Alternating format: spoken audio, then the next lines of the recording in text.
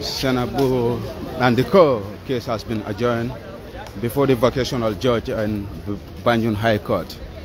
Today the hearing was there was an application that was filed by the defense counsel that's led by Asagara before the High Court, and they were arguing that number one, even the detention of these accused persons is illegal in the first place, and they have been arguing that they have been detained without any charge before this court.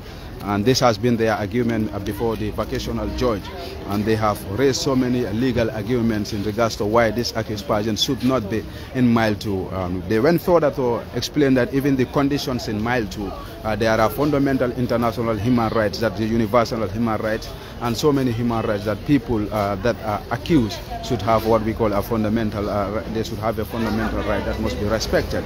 But these persons before the court are not even accused persons, talk less of they have been charged for any crime.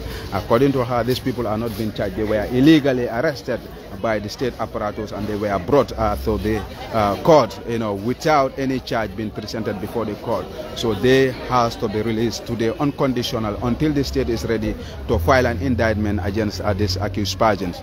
This has been his argument, but 𝒂𝒄𝒄𝒏𝒆𝒍, that's the defense, that's the state counsel, has argued that that's a baseless argument from the defense team, that these people are not charged. According to him, they are charged before a court of law, that is the competent court, that is the Carnifing Magistrate Court, and they rely on Section 62 and Section 288 of the Criminal Procedure and Section 99 of the Criminal Procedure to transfer this matter to the High Court. And before the matter will be heard by the High Court, the charges or that is against them, that's the manslaughter, will still be binding on them until there will be an indictment from the state. And the state has made it very clear that this is a transfer case, and they need to go through the post-motive resources and some of their investigation so that they will come with a conclusion. And they made it in 2 weeks' time. They should be done with this thing. So why is the defense team is saying that the state, there is no charges before the court, when actually there's a charges before the court, that's manslaughter. They are charged with manslaughter, and that is what is on the charge sheet until the state will come with an indictment, whether to add another thing or they will subtract, or will they change their charge sheet. They are charged what we call manslaughter, and this has to be very clear to them. So this has been the argument, and after the after the judge has listened to both parties and the reply on point of order, she decided to join the case to Thursday at 11 o'clock, where she will deliver a ruling whether these accused persons will be granted bail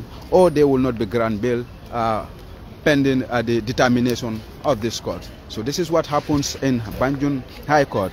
But we will bring you the full details of the proceedings, what actually transpired. We will make sure that we bring you a summary of what transpired in our page by writing, but we just want to give you a gist or a brief explanation of what actually transpired in the court.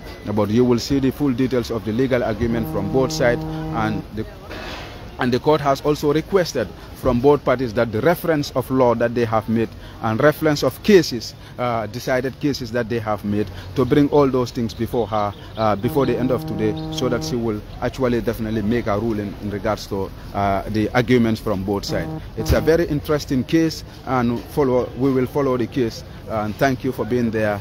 Bye from me, 𝒘𝒄𝒄𝒏 News.